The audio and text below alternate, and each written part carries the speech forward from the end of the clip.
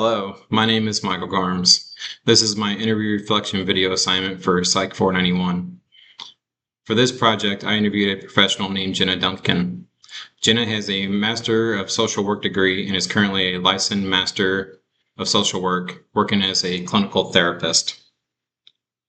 Jenna works at a special facility called a Psychiatric Residential Treatment Facility.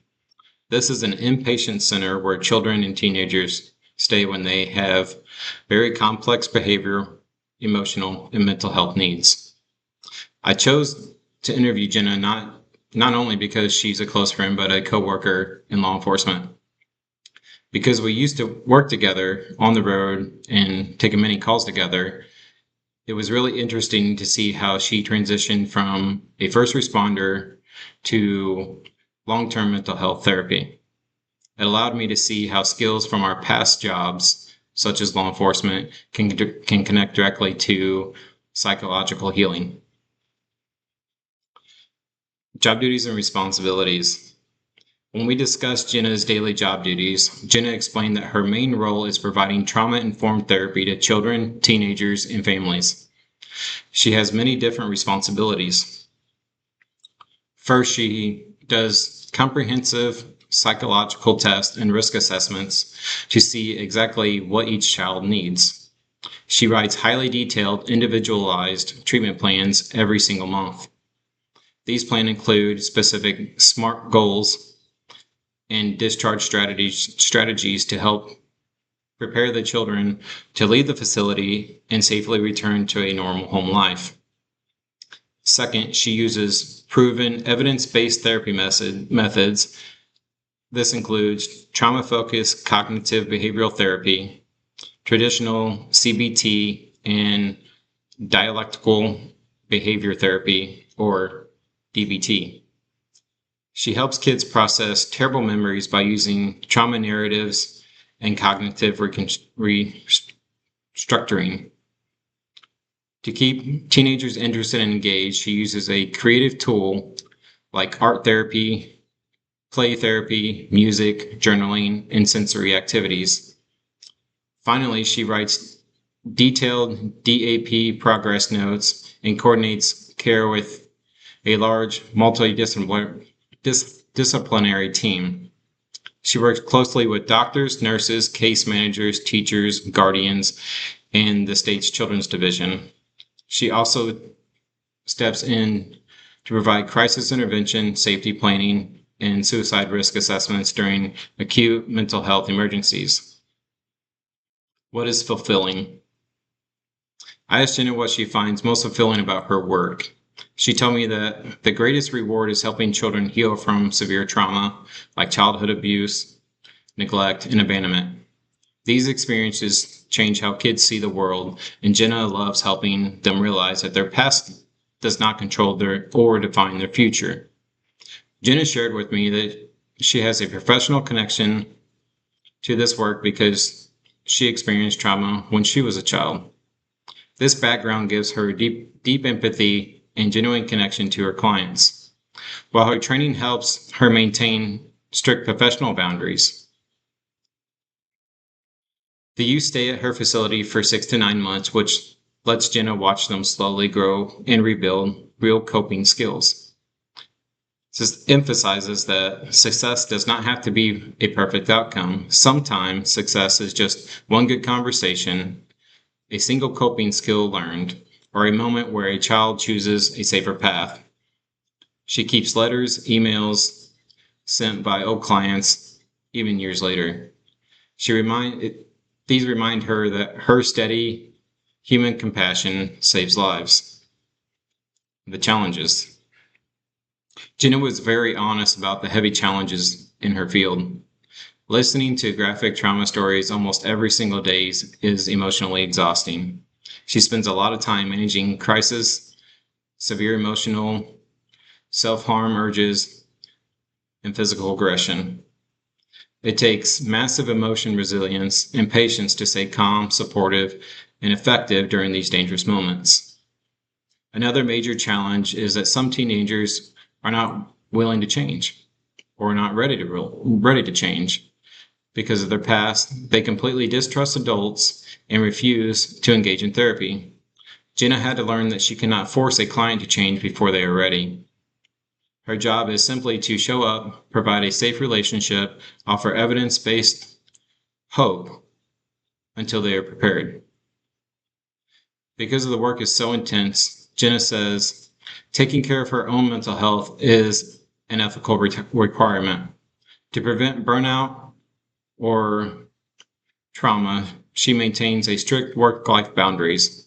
On evenings and weekends, she completely leaves work at the office. She spends quality time with her family, exercises, reads books, and does hobbies to recharge her own cup. Jenna explained to me it was just like law enforcement, where you leave work at work. You don't bring it home because it will ruin your home life. The things that we see in law enforcement and the mental health field, you can't bring home with you because we see things that the world normally doesn't see. Continuing professional growth. To keep getting better, Jenna believes that becoming an efficient therapy is a lifelong process. She is committed to consistently expanding her knowledge. She regularly reads clinical books, research articles, and professional resources to stay updated on the latest evidence-based practices in trauma treatments. She also takes regular continuing education courses to strengthen her skills. Jenna also emphasizes learning from professionals around her. She actively asks her coworkers for advice during treatment team meetings, informal case discussions, especially when dealing with a very difficult case. She also attends workshops, seminars, and conferences to learn from experts and network with other clinicians who have different perspectives. Most importantly, she is currently working towards her higher clinical licensure to become a licensed clinical social worker, or LCSW. To do this, she meets with a licensee supervisor every single week. In these weekly meetings, they review hard cases, talk about ethical dilemmas, fix treatment plans, and look at constructive feedback. Jenna views supervision as one of her most valuable tools for growing into a competent, reflective clinician. Recommendations for her students. Jenna shared incredibly deep recommendations for students pursuing a career in mental health. First, she says that we must approach this field with total humility, curiosity, and commitment for a lifelong learning commitment. She shared a great quote. If you are the smartest person in the room, you are the wrong person in the room. She tells us to always surround ourselves with people who challenge us and have experiences we can learn from. Second, she says to take school very serious because it forms the foundation of your career.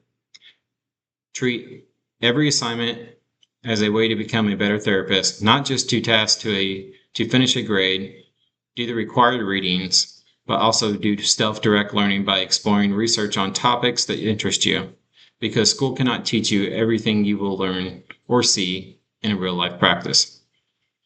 Third, remember that every client is a person first. Meet people exactly where they are, not where you think they should be. Many clients have survived things that are hard to imagine, and their bad behaviors usually make perfect sense when they are viewed from the lens of their trauma. Use empathy before judgment. Stay patient when progress is slow. And remember that healing is rarely a straight line. Your consistency matters just as much as the tools you use. Finally, she reminds us to take care of our own health the same way and energy we give to the clients. Jenna said, you cannot pour from an empty cup. Setting boundaries and resting lets you provide ethical, compassionate care over a very long career.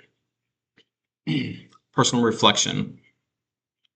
Reflecting on this assignment, interviewing Jenna completely changed how I feel about this field.